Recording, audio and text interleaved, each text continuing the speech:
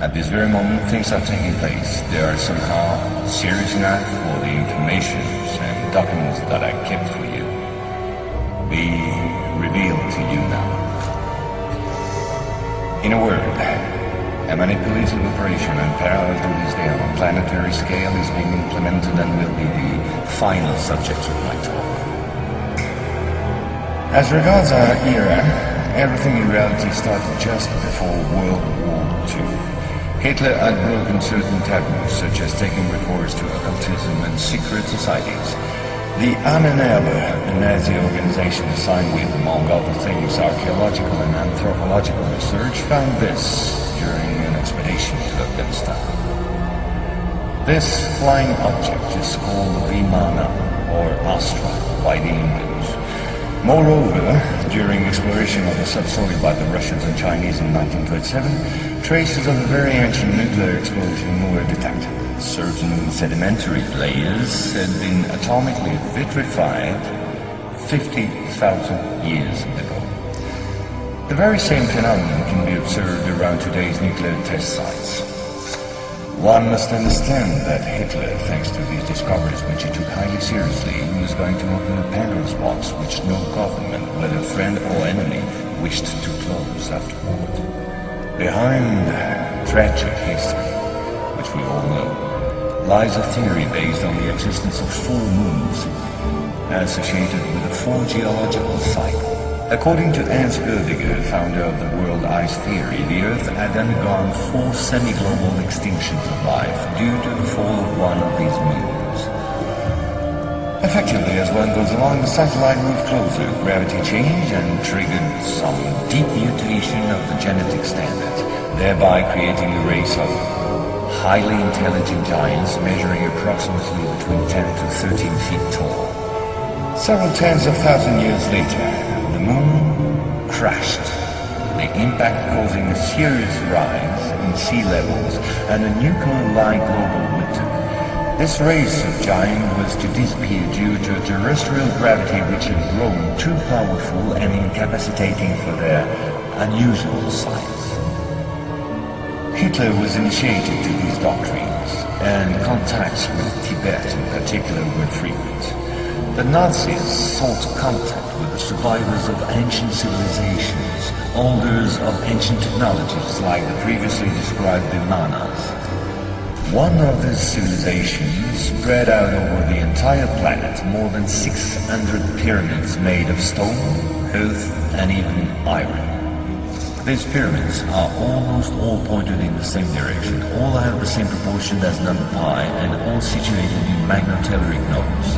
The oldest are in Asia.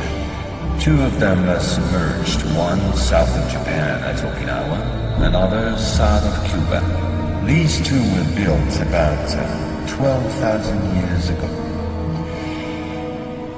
I began by this small archaeological reminder for this reason. Our civilization is the 4th of the cycle which I described previously. Yes, I know that might well hurt our pride. We're neither the first nor the last. One must understand that the study and understanding of several recovered prototypes were the absolute priority to ensure Nazis' domination over the skies. The Allies, in parallel, focused on mastering atom and creating the first nuclear bombs.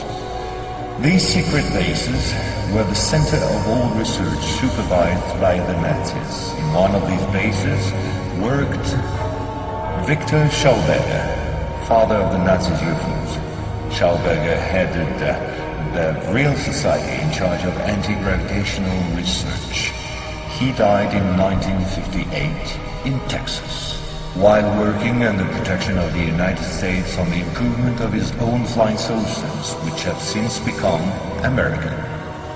You will quickly understand that 70% of unexplained aerial phenomena are human in origin and in no way extraterrestrial.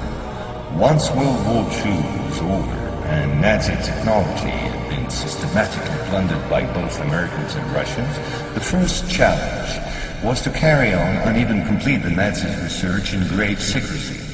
The program, called Project Rainbow, especially known for the Philadelphia experiment, was the immediate proof.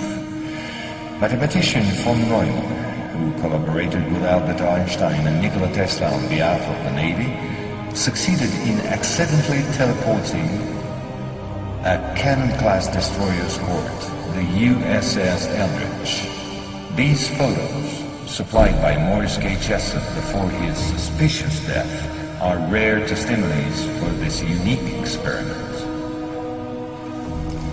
In the same time, the first Indo-Aryan technology prototype trials did not go by unnoticed. The military had come up with a more efficient parry than secrecy. At about the same period, Kenneth Arnold, U.S. Air Force pilot and CIA agent, launched the greatest operation in manipulation ever concerning the existence of UFOs. Making people believe they didn't exist was not the right solution and clearly insufficient. Discrediting enemies and frightening the population by systematic misinformation proved far more efficient. UFOs and parahuman belong henceforth to the movies, television, and collective paranoia, and not to the realm of scientists as it should have been the case.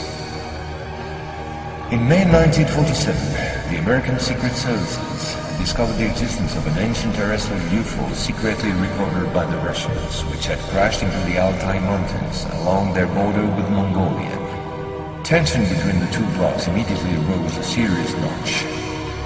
The discovery was spectacular, and so not to lose face, the Pentagon, in tandem with the CIA, decided to tell lies and imagine a huge bluff, to convince both the Russians and the world at large that they too recovered a UFO in Roswell in July 1947. Of course, it wasn't true, but the bluff worked all the same.